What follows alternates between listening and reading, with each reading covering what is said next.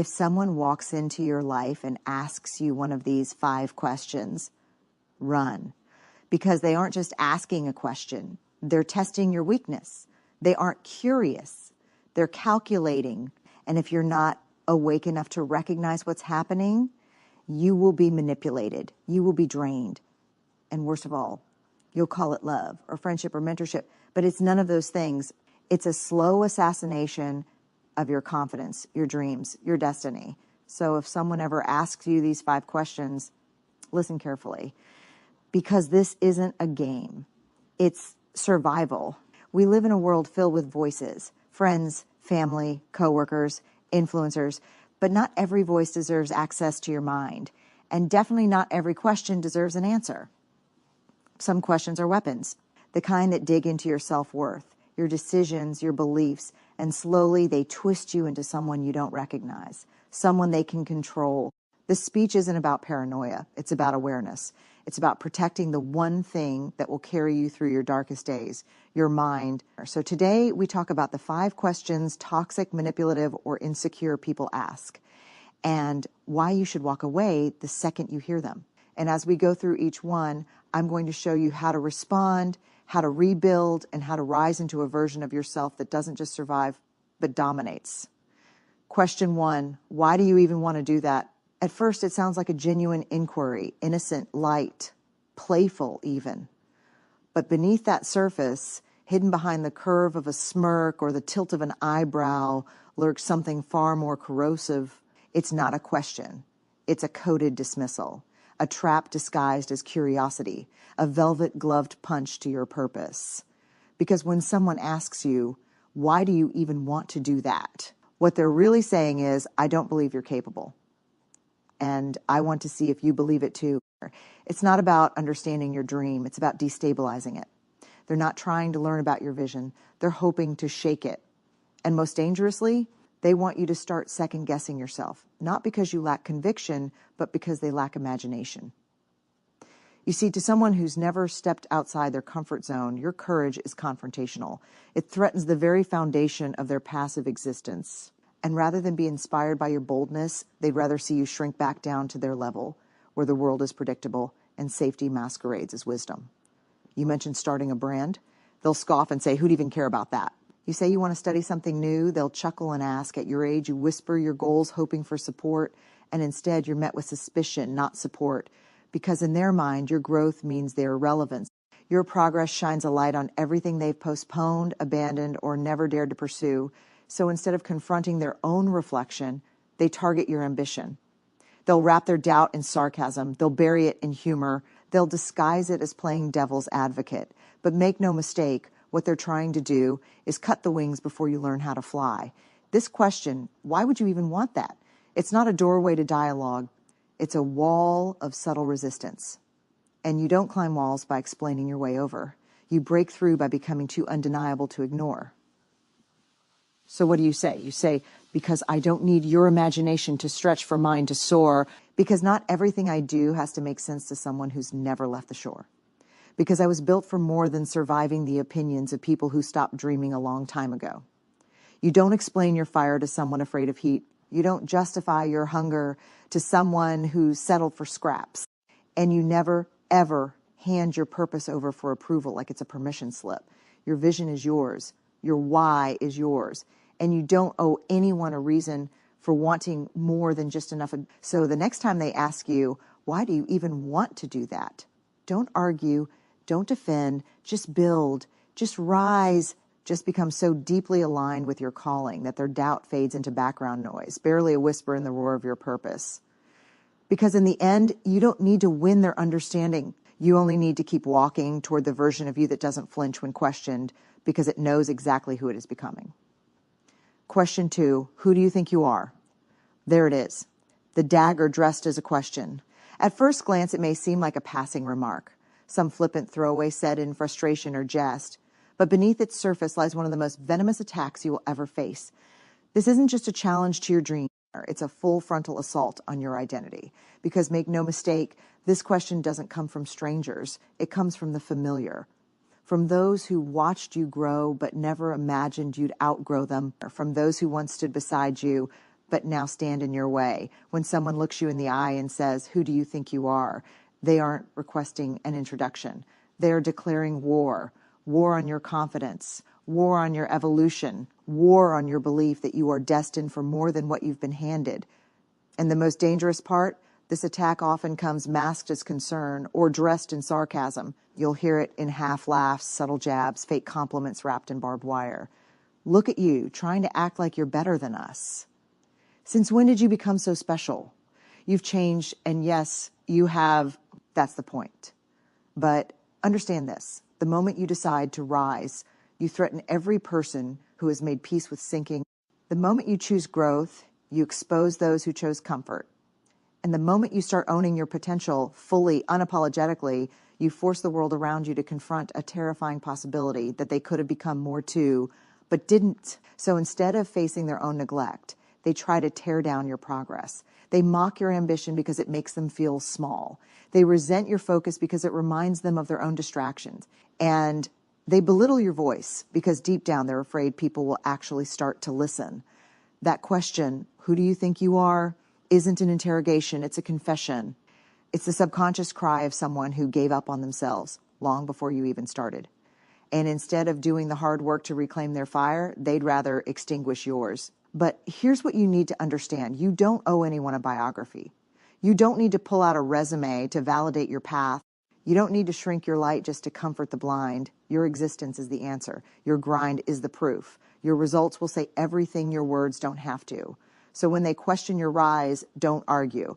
Let your legacy speak. Show up, not to explain yourself, but to build anyway.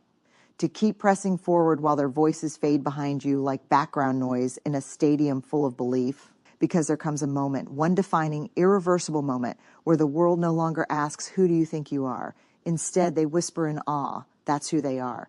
Question 3, are you sure that's realistic? There are questions that come dressed in concern, but they wear a disguise. They pretend to be gentle, supportive, logical, but beneath the surface, they are loaded, weighted with the insecurities of the person asking. And this question right here, "Are you sure that's realistic?" is not a question at all. It's a mirror, but the person holding it, they're not showing you your reflection. They're showing you theirs. When they ask, "Is that realistic?" they're not thinking about your capabilities. They're measuring your dream against the limits of their imagination. They're evaluating your passion using their past failures. They're mapping your future using their fear as a compass. And that's the trap, because it sounds like they care. It sounds like wisdom. It sounds like protection, but it's not. It's a leash, a velvet rope tied to a cage called safety, a cage where bold ideas die quiet deaths, where dreams are trimmed down to fit into someone else's definition of possible. Let me tell you something. The greatest prisons don't have bars. They're built out of questions like that one. Is it realistic? Will it work? What if it doesn't? They sound like thinking. They feel like planning, but they are camouflaged fear. People don't ask if something's realistic to keep you safe. They ask to keep themselves comfortable. Because if you go out and make that crazy idea work, if you build the thing they said was too risky, if you become what they said was impractical, then suddenly they're out of excuses. Suddenly they're not just watching you succeed. They're being confronted by the part of themselves they abandoned. Your courage puts a spotlight on their compromise. Your grind exposes their apathy. Your belief reminds them of every time they talked themselves out of something that mattered. And for most people, that's unbearable.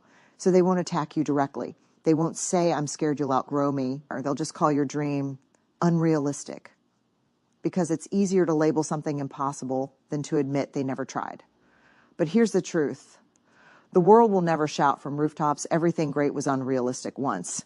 Every building that scrapes the sky, every cure that saves lives, every rocket that leaves the planet, every revolutionary company, idea, story, movement, all of it laughed at, dismissed, mocked, ridiculed until it wasn't.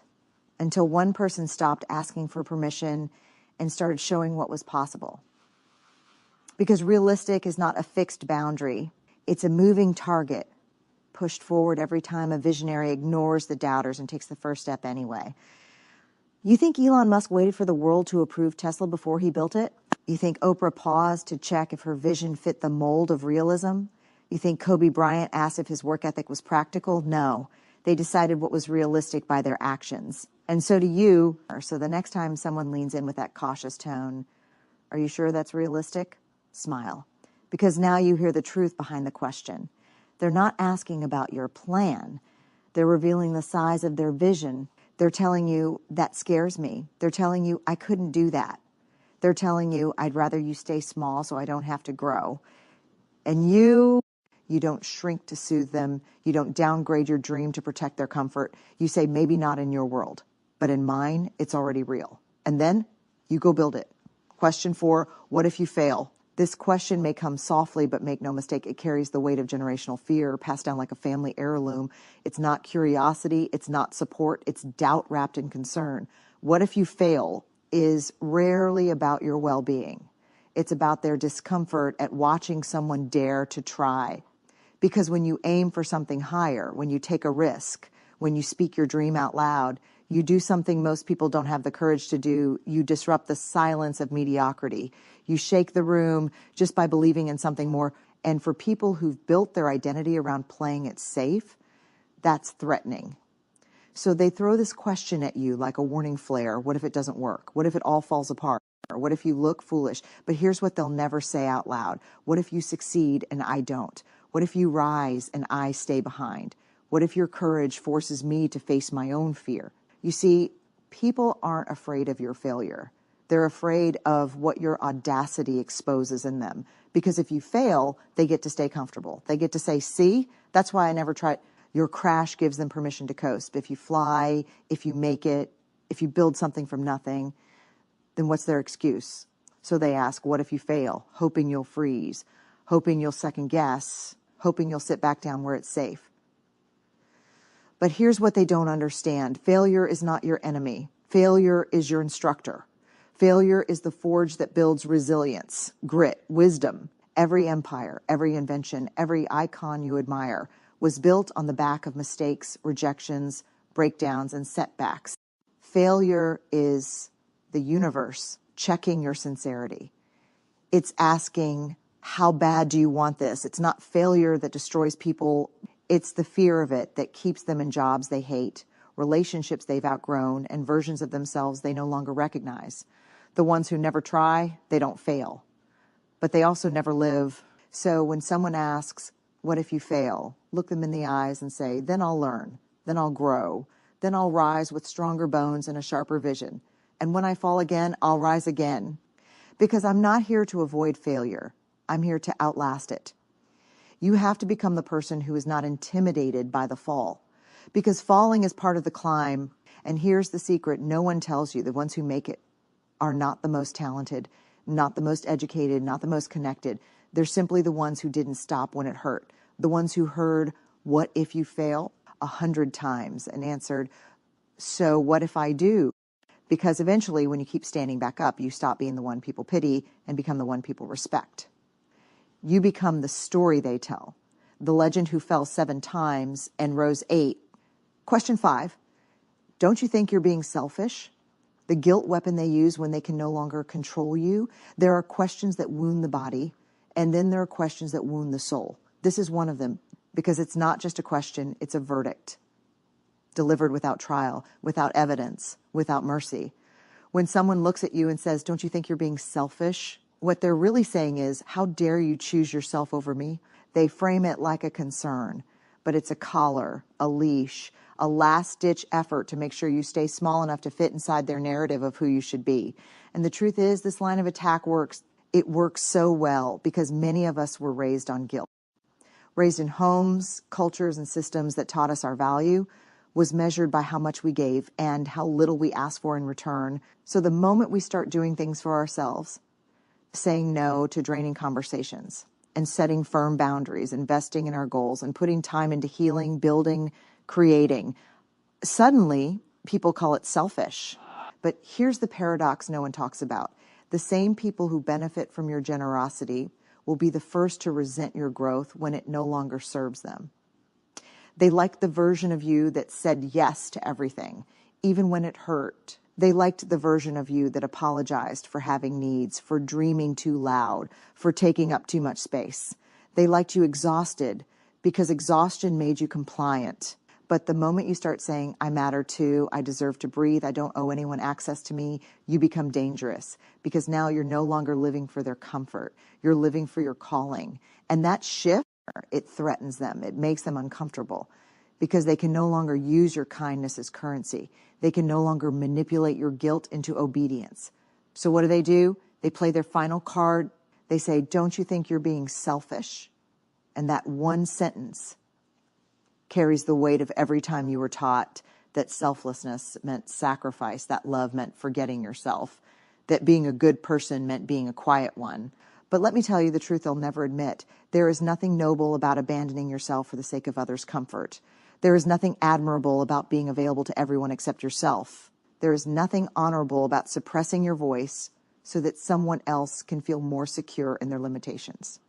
You were not born to be someone's emotional crutch. You were not created to be a background character in their story while your own narrative remains unwritten. And if they call your boundaries selfish, let them, because what they call selfish is actually emptying self-protection, self-reclamation, self-awareness, the beginning of actual self-love. There's a difference between being selfish and being sovereign. Selfishness is exploitation. Sovereignty is ownership. Selfishness takes without thought. Sovereignty chooses wisely where to give. And let's be honest, people don't call you selfish when you hurt them. They call you selfish when you stop letting them hurt you. So don't internalize that accusation. Don't let their discomfort define your direction, because the ones who truly love you, they will celebrate your growth. They will honor your boundaries. They will cheer for your transformation, even when it means you outgrow the roles they assigned you. So what do you say instead? Say this: I'm not selfish. I'm just no longer available for self-erasure. I still love, I still care, but I refuse to die slowly in the name of being nice.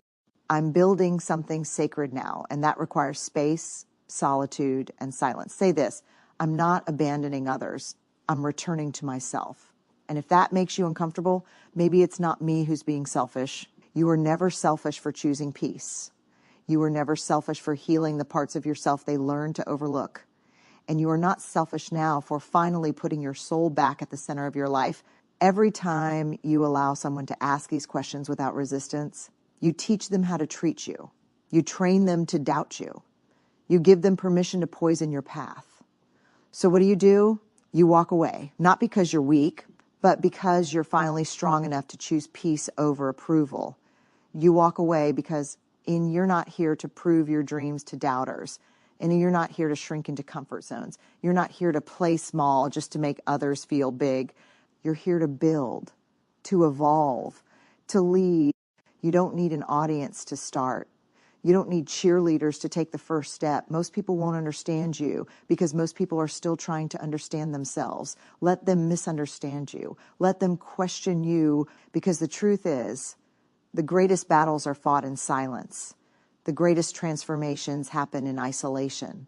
And the strongest people learn to walk alone until others have no choice but to follow. So the next time someone asks you, why would you do that?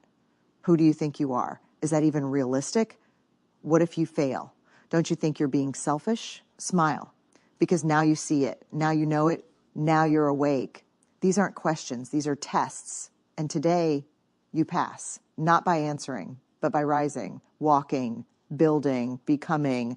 Stay focused, stay grounded, stay powerful, and stay away from anyone who dares to ask you these 5 questions. Protect your path. It's the only one you've got. Thank you.